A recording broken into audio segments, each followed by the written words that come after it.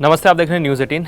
मैं हूं हर्षित और मेरे साथ जयपुर राजस्थान से मौजूद है मेरे वरिष्ठ सहयोगी भवानी सिंह।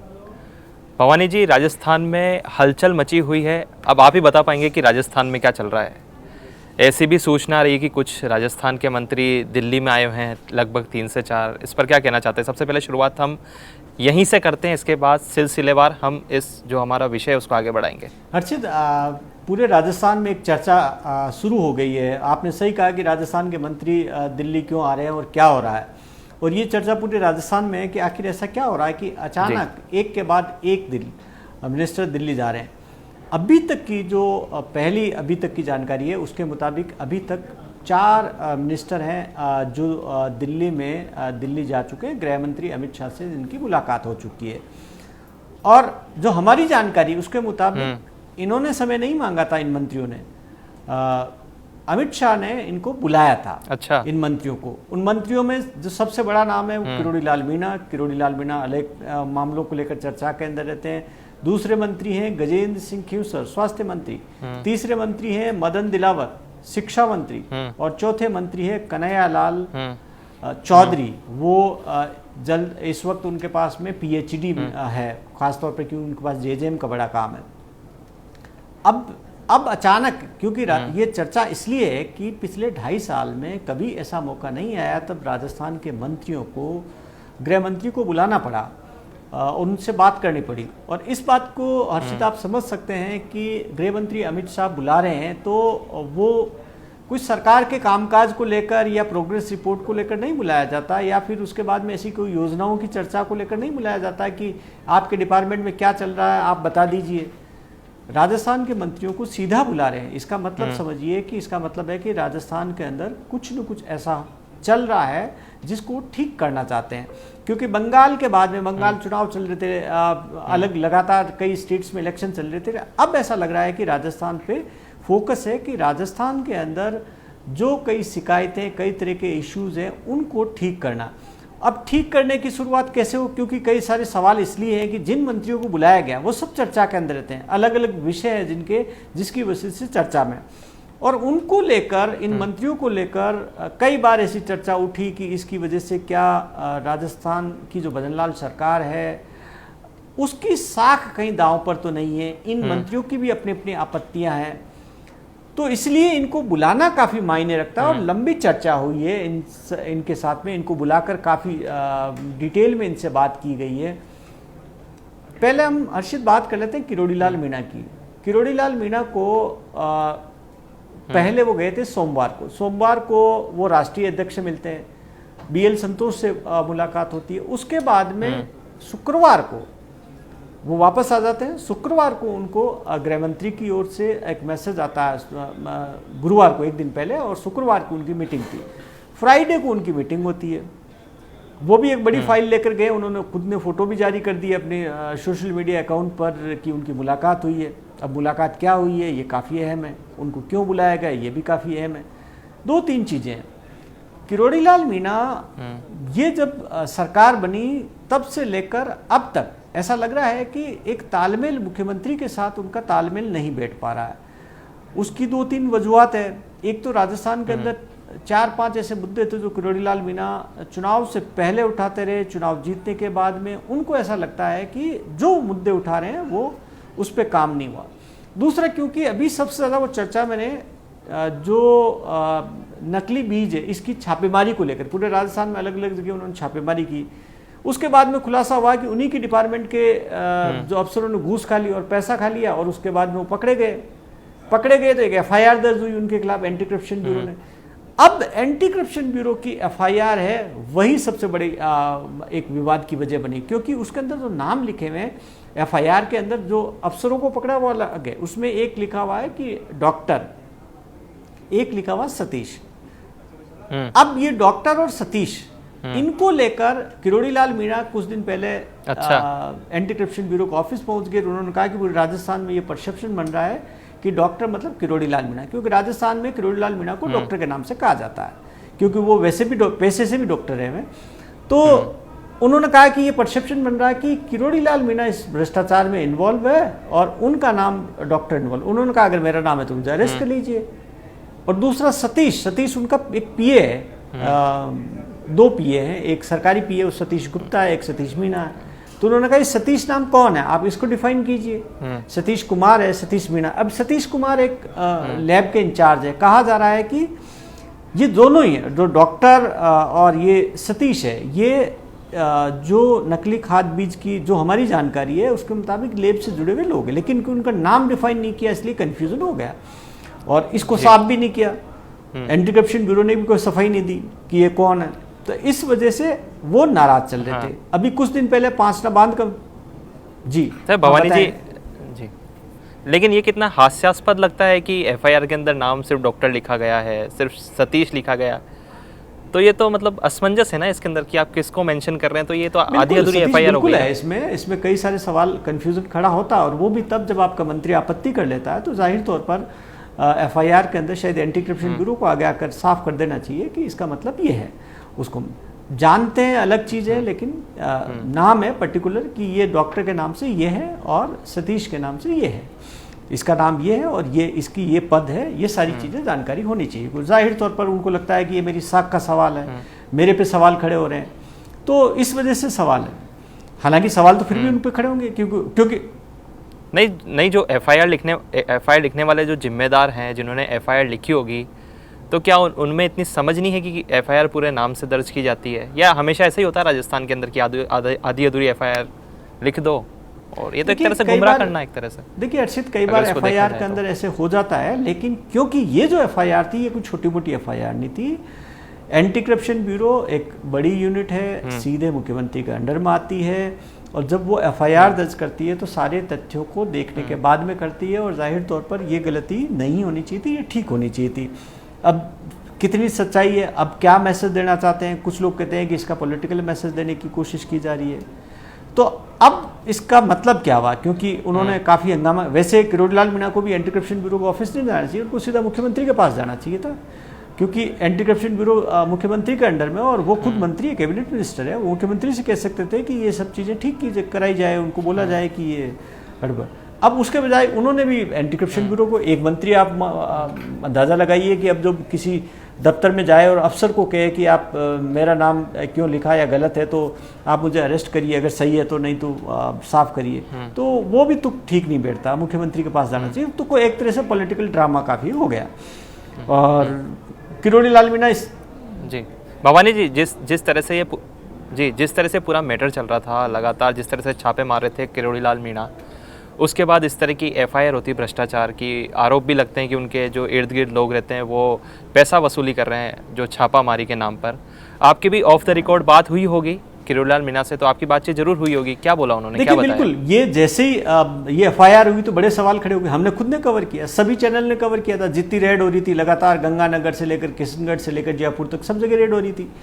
और किरोड़ीलाल मीणा को लेकर एक क्रेडिट उनकी जरूर रही थी कि लगातार सरकार के अंदर या उससे पहले भी उन पे काफ़ी ट्रस्ट करते थे, कि क्योंकि वो इससे पहले करप्शन के मामले को लेकर ही पिछली कांग्रेस सरकार को घेरते आए। इसके अलावा वो खुलासे कई सारे करते आए और स्टूडेंट्स के मुद्दे उठाते रहे, और जो करप्शन से इन्वॉल्व कई मामले उठाते रहे, इसलिए उनकी एक साख बनी हुई थी। तो लोगों को ये यकीन नहीं कि किरोड़ीलाल मीणा की इसमें मिलीभगत हो सकती है। अब लेकिन क्योंकि उनके साख पे सवाल तो आ ही गया, इस पूरे मामले को लेकर शक सबको पैदा हो जाता है कि क्या जो छापेमारी की, ये पैसा वसूल किया, ये पैसा कहाँ गया, क्या अफसरों तक सीमित रहा, सारी चीज़ें, तो जाहिर तौर पर उनकी साख पे सवाल खड़े हुए हैं। हालांकि फिर भी क्योंकि ये छापेमारी एक बड़ी बात है, देखिए बिल्कुल हर्षित, इसको भी समझना होगा कि अगर इस पॉइंट को कि इसमें कौन इन्वॉल्व है कौन नहीं है, लेकिन जो किरोड़ीलाल मीणा छापेमारी कर रहे थे, बीज माफिया तो काम कर ही रहा है, उसके खिलाफ अगर हथौड़ा चला रहे थे तो उसमें तो गलत नहीं है, वो तो चलना चाहिए था, क्योंकि नकली बीज अगर मिल रहा है किसानों को और प्रमाणित बीज नहीं मिल रहा है और उससे नुकसान हो रहा है, या नकली खाद मिल रहा है, तो वो तो बड़ी है। लेकिन अब सवाल उसमें ये भी है कि क्या उन कंपनियों का जिनका नाम आया, जिनकी छापेमारी की, क्या उनके खिलाफ प्रॉपर कार्रवाई हुई है या नहीं हुई है। अभी ये चीजें देख, क्या लैब से जो रिपोर्ट आई है क्या छापे तक ही सीमित रहा है, या फिर लैब रिपोर्ट भी उनके पक्ष में रही है, तो ये काफी बड़ा मुद्दा। लेकिन हम मुख्य मुद्दे की ओर लौटते हैं हर्षित, क्योंकि जो 4 मंत्रियों को दिल्ली बुलाया उनके बाद बताइए, उसके बाद गजेंद्र सिंह खींवसर को भी बुलाया, चौधरी जी को भी बुलाया।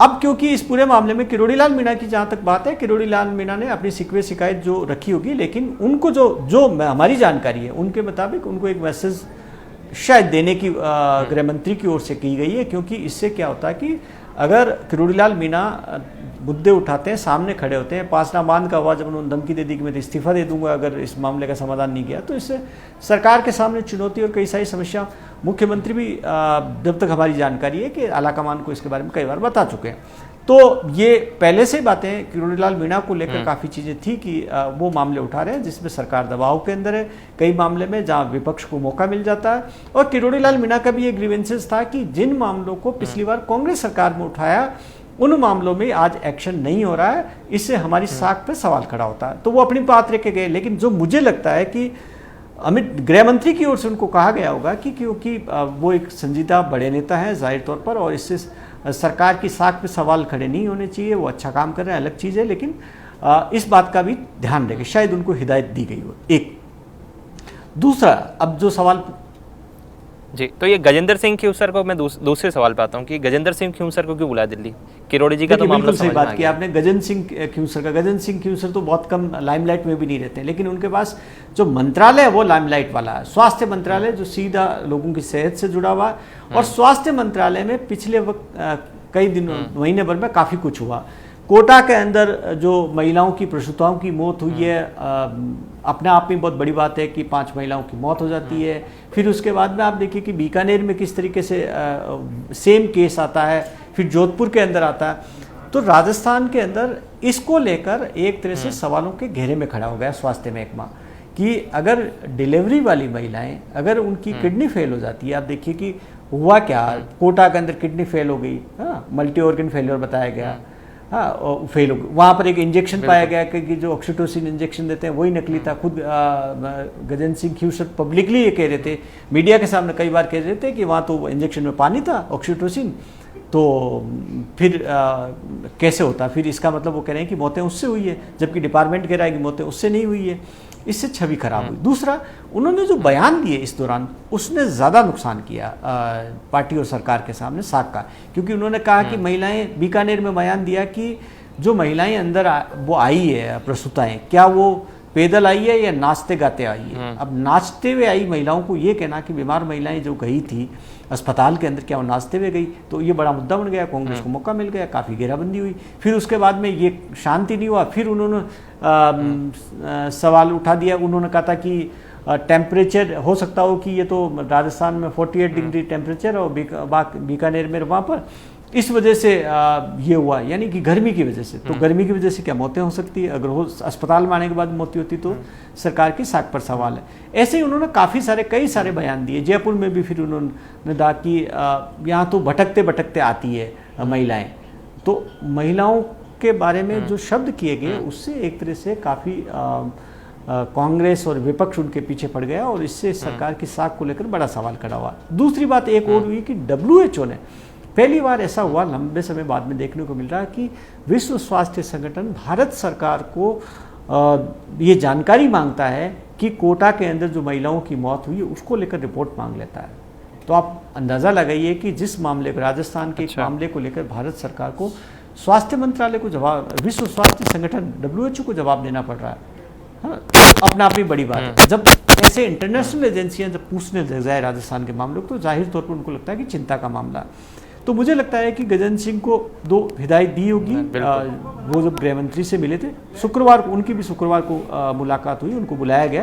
पहले वो मंडे को वो भी राष्ट्रीय अध्यक्ष से मिले थे। फिर उसके बाद में तो उनको देखिए कि दोनों लेवल पर हो रहा है। एक संगठन के लेवल पे, यानी पार्टी लेवल पर बताया जा रहा है कि पार्टी की जो लाइन है वो क्रॉस नहीं करनी है। दूसरा, गृह मंत्री बुला रहे हैं तो उनको बता रहे हैं कि भाई आप मंत्री हो, आपकी जिम्मेदारी क्या बनती है। तो एक तरह से डांट फटकार जो होनी थी गजेंद्र सिंह को, वो हुई होगी। बिल्कुल जी।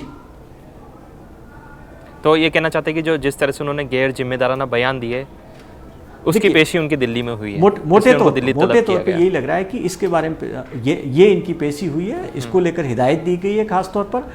अब इसका आगे का पॉलिटिकल वक्त जो परसेप्शन बन रहा है या उसका आगे क्या निकल सकता है वो हम उस पर बात करेंगे। लेकिन इससे पहले 2 मंत्री और हैं जिनकी चर्चा कर लेते हैं, जिनको बुलाया था। मदन दिलावर शिक्षा मंत्री।